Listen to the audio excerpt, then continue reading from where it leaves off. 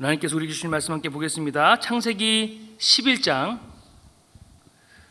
31절에서 12장 9절 말씀, 저와 여러분이 한 절씩 교독하고 마지막 절은 합독하겠습니다. 데라가 그 아들 아브람과 하란의 아들인 그의 손자 롯과 그의 며느리 아브람의 아내 사레를 데리고 갈대아인의 우르를 떠나 가나안 땅으로 가고자 하더니 하란에 이르러 거기 거류하였으며, 데라는 나이가 205세가 되어 하란에서 죽었더라. 여호와께서 아브람에게 이르시되 너는 너의 고향과 친척과 아버지의 집을 떠나 내가 내게 보여줄 땅으로 가라. 내가 너로 큰 민족을 이루고 내게 복을 주어 내 이름을 창대하게 하리니 너는 복이 될지라. 너를 축복하는 자에게는 내가 복을 내리고 너를 저주하는 자에게는 내가 저주하리니 땅의 모든 족속이 너로 말미암아 복을 얻을 것이라 하신지라. 이에 아브람이 여호와의 말씀을 따라갔고 롯도 그와 함께 갔으며 아브람이 하나란을 떠날 때에 75세였더라. 아브람이 그의 아내 사레와 조카 롯과 하란에서 모은 모든 소유와 얻은 사람들을 이끌고 가나안 땅으로 가려고 떠나서 마침내 가나안 땅에 들어갔더라. 아브람이 그 땅을 지나 세겜 땅 모래 상수리 나무에 이르니 그때에 가나안 사람이 그 땅에 거주하였더라. 여호와께서 아브람에게 나타나 이르시되 내가 이 땅을 내 자손에게 주리라 하신지라. 자기에게 나타나신 여호와께 그가 그곳에서 제단을 쌓고 거기서 베델 동쪽 산으로 옮겨 장막을 치니 서쪽은 베델이요 동쪽은 아이라. 그가 그곳에서 여호와께 제단을 쌓고 여호와의 이름을 부르더니 점점 남방으로 옮겨갔더라. 아멘. 오늘 믿음의 걸음 안주를 넘어 순종으로라는 제목으로 함께 말씀을 전하고자 합니다.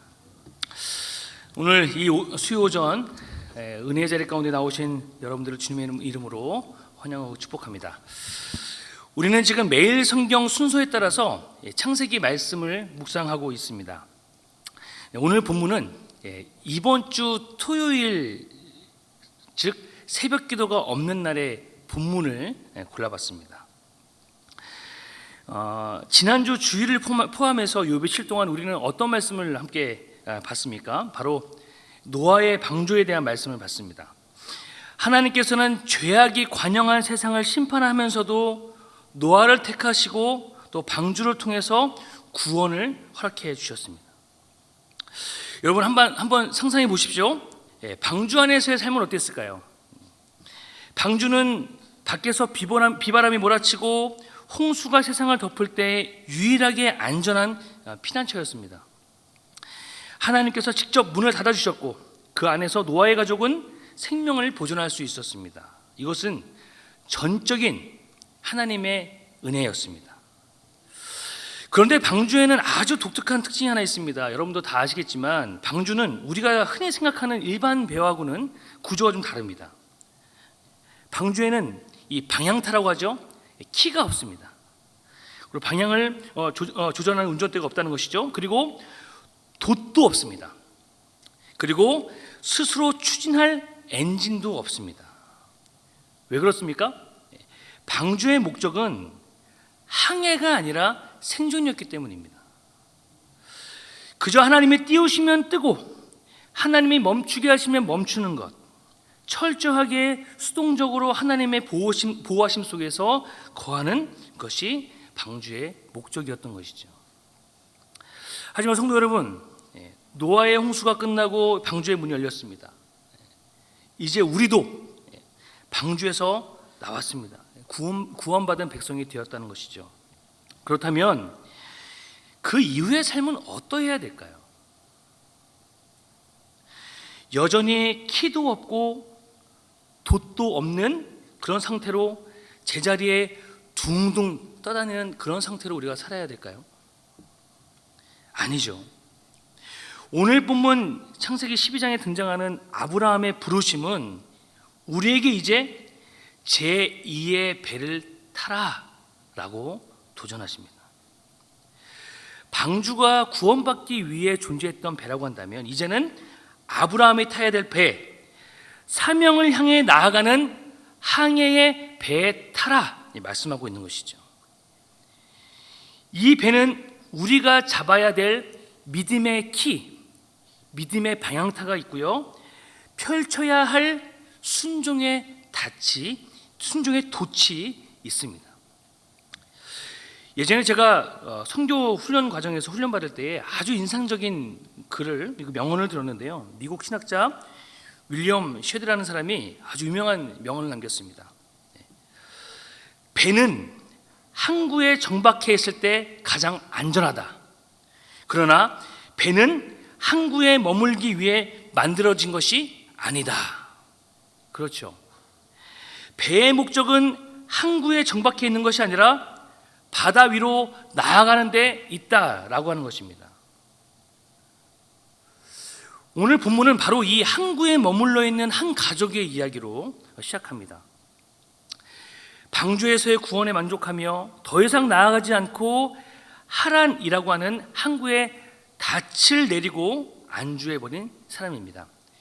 닷과 돛이 다른 거 아시죠? 닷과 돛 다른 것입니다. 하나님은 오늘 말씀을 통해서 우리에게 이제 닻을 올리고 내가 보여줄 약속의 바다로 나아가라, 닻을 올려라 말씀하고 있습니다. 오늘 말씀을 통해서 우리를 묶어두고 있는 하나는 어디인지 우리 함께 돌아보고 안주를 넘어 위대한 순종의 항해를 시작하는 저와 여러분 될 수 있기를 주님의 이름으로 축복합니다.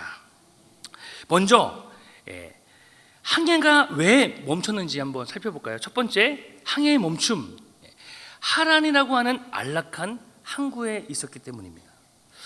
먼저 11장 31절에 보니까 아브라함의 영적 여정은요, 사실 그의 아버지 데라로부터 시작되었습니다. 31절에 보면 데라가 가족을 이끌고 갈대아 우르를 떠나 가나안 땅으로 가고자 했다, 이렇게 기록되고 있습니다. 이 목적지가 분명했죠. 그런데 성경은 아주 안타까운 결말을 기록합니다.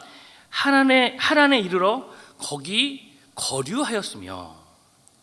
여러분, 이 거류했다는 말은 잠시 쉬어갔다는 말이 아닙니다. 짐을 풀고 집을 짓고 완전히 눌러 앉았다는 뜻입니다. 왜 데라는 가나안 땅으로 가려던 그 처음의 계획을 포기하고 하란에 멈춰섰을까요? 지리적인 배경과 역사적인 배경을 보면 이때 당시 하란은 갈대아 우르와 아주 쌍벽을 이루는 거대한 상업 도시였습니다. 무엇보다 이 데라가 살고 있던 이 우르라고 하는 이 환경과 이곳과 환경이 너무나 흡사했어요. 게다가 이 갈대아 우르와 하란은 둘 다 달신, 달을 섬기는 달의 신을 섬기는 그런 우상의 도시였던 것입니다. 이것이 무엇을 의미합니까? 데라는 우르를 떠났지만 우르와 똑같은 환경, 똑같은 문화, 똑같이 편안한 곳을 발견하게 되자 그곳을 제2의 고향으로 삼았다는 말입니다. 가나안 땅은 미지의 땅이죠. 거칠고 험합니다. 알 수 없는 곳입니다. 반면에 하란은 이들이 보기엔 안전한 항구였습니다. 물자가 풍부하고 살기에 너무나 좋았습니다. 데라는 이렇게 생각했을 것입니다. 여기까지 온 것만 해도 대단하지 않은가. 굳이 저 위험한 가나안 땅, 가보지도 않은 저 가나안 땅까지 갈 필요가 있었을까? 이 정도면 하나님도 이해하실 거야. 여기가 좋사오니 내가 여기서 내 인생의 배를 정박시키겠다. 결국 데라는 가나안 땅을 밟아보지 못한 채 하란에서 205세를 일기로 생을 마감합니다. 이것은 지체된 순종이고 미완성의 순종이 가져온 비극인 것이죠. 묻고 싶습니다. 오늘 우리에게도 이러한 하란이 있지는 않습니까? 지난주 노아의 방주의 말씀을 통해서 우리는 구원의 확신을 얻었습니다. 무지개를 통해서 약속도 받았습니다. 나는 심판받지 않고 구원받았구나. 너무 감사합니다. 그런데 문제는 많은 성도들이 딱 거기까지만 간다는 것입니다. 나는 구원받았으니 됐어. 이제는 좀 편하게 살고 싶어. 편하게 믿고 싶어. 너무 깊이 빠지는 것은 부담스러워. 저에게 더 이상 일을 맡겨주지 마세요. 이 정도면 충분합니다. 적당히 안전하게 내 삶을 즐기면서 신앙생활 할래. 적당히. 물론 이 자리에 계신 성도님들은 아니실 거라고 확신합니다. 네, 여러분들 얼굴이 너무 어두워지는 것 같아서. 네. 네. 이것이 바로 영적인 하나님 것이죠. 교회 생활은 익숙해졌고 직분도 받았고 또 예배드리는 것도 편안합니다. 하지만 하나님이 원하시는 더 깊은 그 헌신의 자리, 선교의 자리, 또 희생의 자리로 나아가는 것은 부담스러워합니다. 배가 항구에 묶여 있으면요, 겉에 보기에는 멀쩡합니다. 네. 풍랑도 맞지 않죠. 그러나 항구에 오래 묶여 있는 배는요, 어떻게 됩니까? 배 밑바닥에 따개비가 잔뜩 달라붙어서 배를 썩게 만들고요, 엔진은 녹슬어 버립니다. 결국 나중에 항해하려고 해도요, 움직일 수 없는 그렇게 고철 덩어리가 되고 마는 것이죠. 하나님은 데라가 죽은 이후에 그 아들 아브라함에게 찾아옵니다. 그리고 그 녹슨 닻을 끊어버리라 라고 말씀하십니다. 12장 1절 말씀 우리 함께 읽겠습니다. 시작. 여호와께서 아브라함에게 이르시되 너는 너의 고향과 친척과 아버지의 집을 떠나 내가 내게 보여줄 땅으로 가라. 아멘. 여기서 떠나라 라고 하는 명령은 히브리어로 아주 강한 표현입니다. 이것은 너를 묶어두고 있는 밧줄을 끊어라, 이런 뜻입니다. 고향, 친척, 아버지의 집, 이것은요 고대 사회에 우리의 생명과 그 재산을 지켜주는 사회적 안정망이었습니다. 마치 항구의 방파제와 같습니다. 하나님은 아브라함에게 이제 그 방파제를 벗어나라. 너의 인간적인 안전장치를 제거하고 나를 신뢰함으로 넓은 바다로 나오라 라고 초청하십니다. 노아는 홍수가 무서워서 방주로 들어갔지만 아브라함은 세상 밖으로 약속의 땅으로 나아가야 됐습니다. 이것이 성숙한 신앙입니다. 때로는 방주 안으로 들어가게 하실 때도 있습니다. 어느 때는 바다 위로 항해해야 될 때도 있습니다. 이 말은 곧 홍수에 대한 그 두려움 때문에 주님을 믿었다고 한다면 이제는 사명을 위해서 그 안락함을 포기하는 그 단계로 나아가는 과정에 있다라고 하는 것이죠. 하나님은 지금 여러분의 배를 묶고 있는 그 하란의 닻을 제거해라 라고 재촉하고 있는 것입니다. 그렇다면 항해의 목적이 무엇일까요? 두 번째, 항해의 목적은 복을 받는 자에게서 복이 되는 자로 삼기 위해서 항해해라 말씀하고 있는 것입니다. 우리가 그 항구를 떠나기에 가장 주저하는 가장 큰 이유는 무엇일까요? 바로 두려움입니다. 떠나서 새롭게 시작하는 데 걸림돌은 두려움이에요. 확신 없음, 이렇게 얘기할 수도 있습니다. 목사님, 이 나이에 새롭게 도전했다가 망하면 어떡합니까? 지금 있는 곳도 유지하기 힘든데 어떻게 더 헌신합니까? 맞습니다. 바다는 위험합니다. 파도가 칩니다. 그래서 선장이 중요합니다. 하나님께서는 아브라함에게 무조건 떠나라 라고 말씀하지 않으시고 이 항해를 끝까지 책임지겠다라고 하는 놀라운 약속, 놀라운 계약을 맺으십니다. 2절과 3절 말씀 함께 보도록 하겠습니다. 시작. 내가 너로 큰 민족을 이루고 내게 복을 주어 내 이름을 창대하게 하리니 너는 복이 될지라. 너를 축복하는 자에게는 내가 복을 내리고 너를 저주하는 자에게는 내가 저주하리니 땅의 모든 족속이 너로 말미암아 복을 얻을 것이라 하신지라. 아멘. 내가 너로 큰 민족을 이루게 하겠다. 내 이름을 창대하게 하겠다.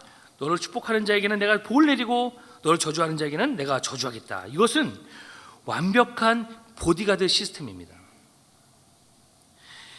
대통령이 해외 순방을 가면요, 경호원들이 함께 따라 붙습니다. 그리고 방탄차를 탑니다. 그리고 전투기가 호위를 합니다. 하물며 이 만군의 여호와 하나님께서 네가 항구를 떠나 내 뜻대로 항해를 시작하면 내가 너의 앞뒤를 지키겠다, 너의 양옆을 지키겠다, 이렇게 말씀하시면서 약속하십니다. 방주 안에서 노아를 지키셨던 그 하나님이 이제 바다 위를 항해하는 아브라함의 배도 지키겠다 말씀하고 있는 거죠. 근데 여기서 가장 중요한 핵심이 있습니다. 왜 하나님이 아브라함을 하나님에서 끄집어 내려고 하실까? 단순히 아브라함에게 땅을 좀 더 주고 풍족하게 하고 부자를 만들어 주시려고 하는 그 이유 때문에 그럴까? 이 정도의 수준일까? 라고 하는 것이죠. 아닙니다. 2절 끝부분에 보면 너는 복이 될지라. 개역 한글 버전에는 이렇게 되어 있습니다. 너는 복의 근원이 될지라 라고 번역하고 있습니다. 노아의 방주를 다시 한번 생각해 보겠습니다. 방주는 기본적으로 내부지향적입니다. 나와 내 가족 그리고 선택된 동물들을 살리는 것이 목적이었습니다. 문을 닫아 걸고 밖의 세상과는 단절합니다. 그러나 아브라함의 배는 외부지향적입니다. 3절 하반절에 땅의 모든 족속이 너로 말미암아 복을 얻을 것이다 라고 말씀하고 있습니다. 이것이 우리가 안주함을 넘어서야 되는 이유입니다. 배가 항구에만 있으면 바다 건너편에 있는 그 굶주린 사람들에게 식량을 실어 나눌 수가 없습니다. 그리고 조난당한 사람들을 구조할 수가 없는 것이죠. 여러분이 하란에 계속 머물러 있으면 여러분 한 사람은 편할지 모릅니다. 그러나 여러분을 통해서 복을 누려야 될 가족들, 자녀들, 남편과 아내, 직장 동료들, 그리고 이웃들은 영적인 굶주림 가운데 방치될 수도 있다라고 하는 것이죠. 그렇기 때문에 하나님은 저와 여러분을 축복의 수성선으로 부르셨습니다. 축복의 화물선으로 부르셨어요. 내 안에 하나님의 은혜를 가득 싣고 세상으로 나아가서 나눠주는 그 사명이 우리 가운데 있는 것입니다.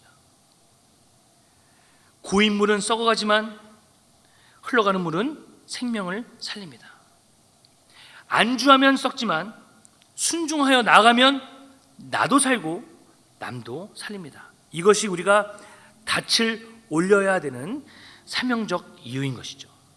그렇다면 이 거친 바다를 어떻게 항해해야 될까요? 세 번째 항해의 방법은 나침반이 아닌 말씀을 따라 나아가라 라고 하는 것입니다. 방주는 키가 없죠. 그냥 떠 있으면 됩니다. 하지만 아브라함의 여정은 다릅니다. 매 순간 선택해야 되고 매 순간 걸음을 옮겨야 됩니다. 이때 아브라함이 붙잡은 것이 무엇입니까? 4절 말씀 우리 함께 읽겠습니다. 시작. 이에 아브라함이 여호와의 말씀을 따라갔고 롯도 그와 함께 갔으며 아브라함이 하란을 떠날 때에 75세였더라. 아멘. 이 구절이 오늘 설교의 핵심 구절입니다. 말씀을 따라갔고, 아브라함은 지도를 따라가지 않았습니다. 어떤 가이드도 있지 않았습니다. 사람들의 조언이나 자신의 경험을 따라가지도 않았습니다. 오직 보이지 않는 하나님이 들려주시는 말씀, 그 하나를 나침반 삼아서 나아갔던 것이죠. 여러분, 배가 먼 곳을 항해할 때에 육지가 보이지 않으면 뭘 보고 가는지 혹시 아십니까? 네, 별을 보고 갑니다. 북극성을 보고 갑니다. 바다의 물결은 수시로 변하고요, 바람의 방향은 바꾸지만 북극성은 변하지 않기 때문입니다. 나침반은 변하지 않기 때문에 그래요. 우리의 인생도 마찬가지입니다. 내 감정의 파도는 요동칩니다. 세상의 경제 상황, 정치 상황은 바람처럼 변합니다. 그것을 보고 가면 우리 모두가 멀미가 나서 못 나갑니다. 그러나 하나님의 말씀은 변하지 않는 북극성이 되어 주시는 것입니다. 성경은 이때 아브람 나이가 75세였다라고 굳이 밝히고 있습니다. 이때도 그렇지만 지금 75세는 어떤 나이입니까? 새로운 사업을 시작하거나 이민을 가기에는 너무나 늦은 나이 아닙니까? 무언가 새로운 도전을 하기에 늦은 나이 아니에요? 노후를 준비하고 안정을 취해야 될 그런 나이입니다. 인간적으로 보면 하란에 계속 머무르는 것이 100번 옳습니다. 그러나 말씀이 임하자 이 75세의 노인은 청년의 심장을 가지고 일어났습니다. 올해 우리 교회도 이 말씀을 붙들고 승리하기로 했죠. 그렇죠? 다 젊어지시기를 주의 이름으로 축복합니다. 다 젊어지시기를 주의 이름으로 축복합니다. 올 한 해 아마 이 말씀에 대한 부분들을 아마 엄청 강조하면서 귀가 따갑도록 아마 엄청 들으실 거예요. 지금 여러분의 마음속에 이런 생각이 든다면, 이런 생각, 나는 너무 늦었어. 나는 가진 것이 없어. 나는 할 수 없어. 이런 생각이 든다면 그것은 하란의 속삭임이에요. 하란의 속삭임. 하나님은 말씀하십니다. 내 말이 너에게 임하면 너는 다시 시작할 수 있다. 용기 내어라. 아브라함이 말씀을 따라가자 그의 조카 롯도 따라갔고 그의 모든 소유도 따라갔습니다. 이 가정에 이 한 사람, 리더 한 사람이 말씀을 따라 바로 서면 그 공동체 전체가 안주의 항구를 떠나서 생명의 바다로 나아가는 놀라운 역사가 일어나는 줄 믿습니다. 하지만 현실은 녹록지 않습니다. 네 번째, 항해의 현장은 어떻습니까? 장막과 제단이 나오게 되는 건데, 이 마침내 아브라함은요 하란을 떠나서 약속의 땅 가나안 땅에 도착합니다.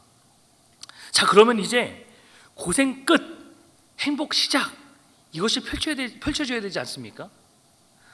하나님이 가라고 한 땅이니까 도착하자마자 뭔가 환영 인파가 있고 또 기름진 땅이 준비되어 있어야 할 것 같습니다. 그런데 6절을 보니까 아주 충격적인 말씀이 있습니다. 그때에 가나안 사람이 그 땅에 거주하여 있더라. 약속의 땅은요 비어있지 않았습니다. 이미 그곳에는 가나안 사람들이 살고 있었습니다. 그들은 아브라함보다 더 강력한 무기를 가지고 있었고 키도 크고 강력했습니다. 이미 좋은 땅을 차지하고 있었습니다. 아브라함은 나그네에 불과했던 것이죠. 이때 아브라함의 마음은 어땠을까? 하나님, 이게 뭡니까?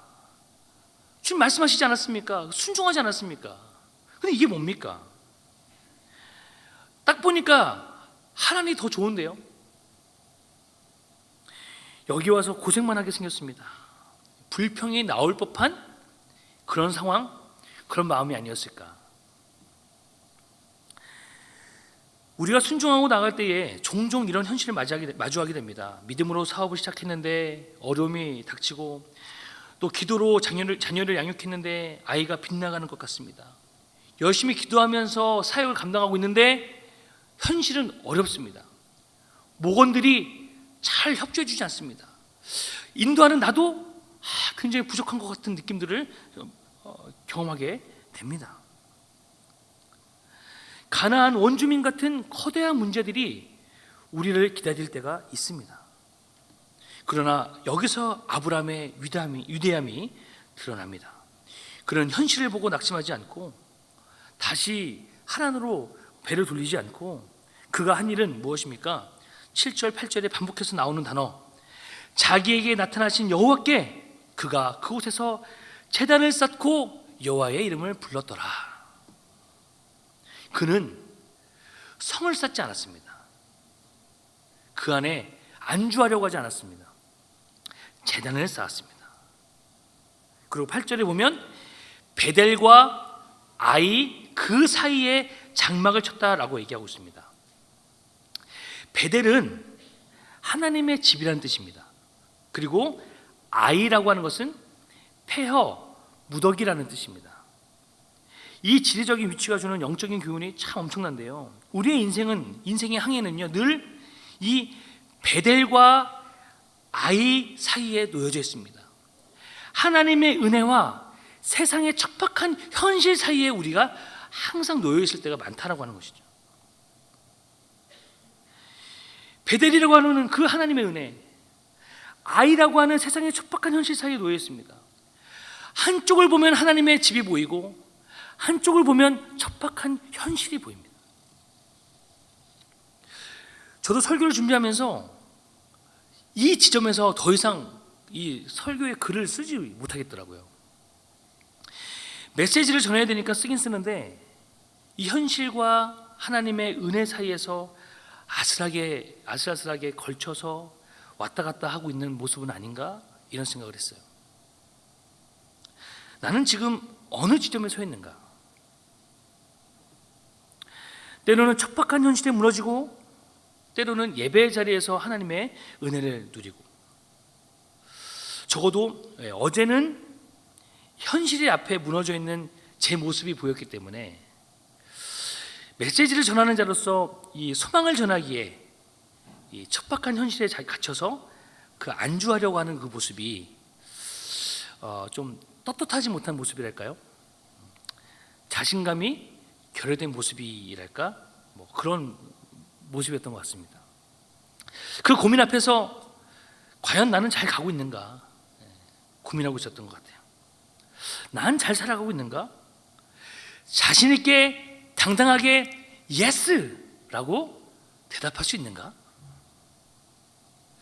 그래서 거실에 나와서 소파에 앉아 있다가 또 주님 앞에 기도했다가 주님 앞에 그 고민을 올려드리면서 나아갔습니다.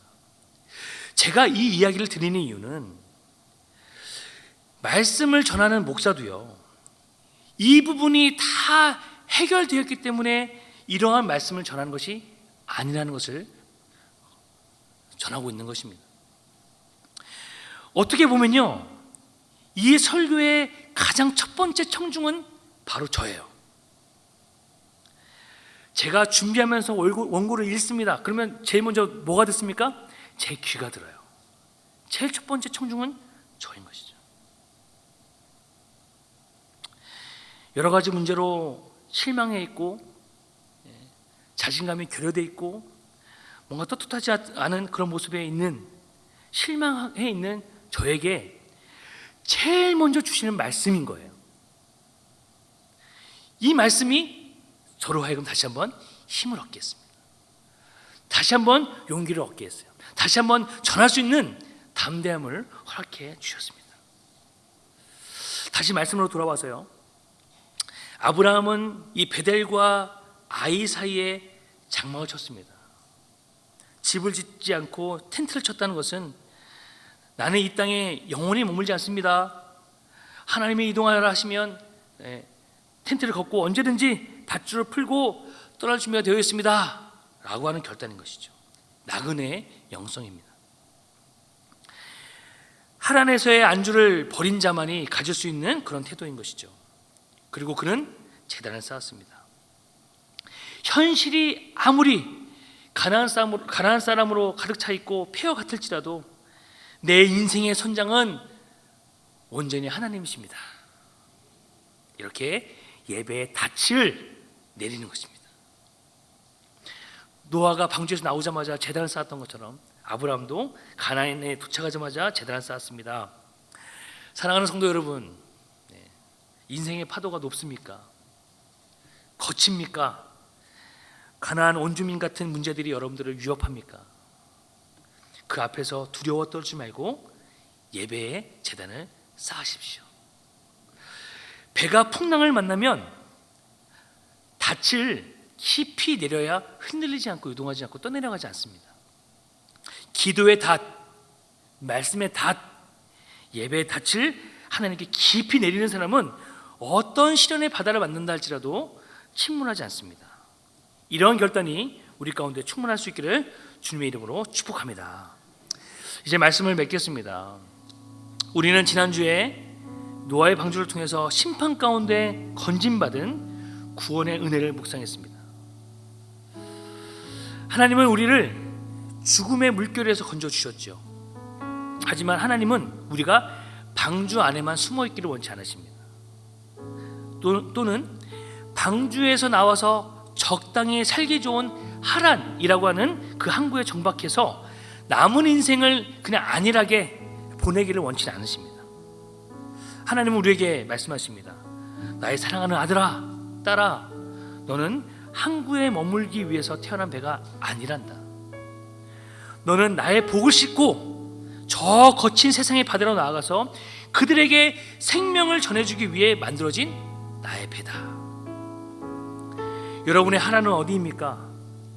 변화를 거부하는 그 마음,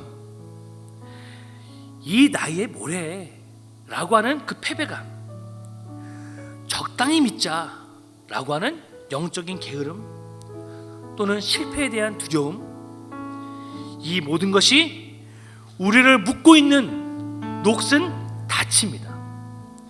오늘 성령께서 주시는 그 성령의 검으로, 그 말씀의 검으로 그 닻을 끊어버리십시오. 그리고 믿음의 키를 붙잡으십시오. 눈에 보이는 환경이 아니라 변치 않는 하나님의 말씀, 그 말씀을 북극성 삼아서 함께 바라보십시오. 비록 가는 길에 가나안 사람 같은 파도가 있다 할지라도 우리를 호위하시는, 보호하시는 하나님의 말씀이 있습니다. 그 약속의 말씀이 있는 것이죠.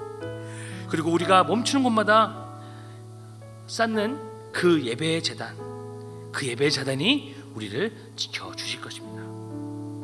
여러분이 그 안주를 넘어 순종의 바다로 나아갈 때에 여러분의 그 가정이라고 하는 배, 그리고 우리 교회라고 하는 배는 하나님의 영광을 가득 싣고 세상을 살리는 위대한 구원의 방주가 될 것입니다. 이번 한 주간 하란을 떠나 가나안으로, 또 안주를 넘어 순종으로 힘차게 하게 하는 저와 여러분 되시기를 주님의 이름으로 축복합니다.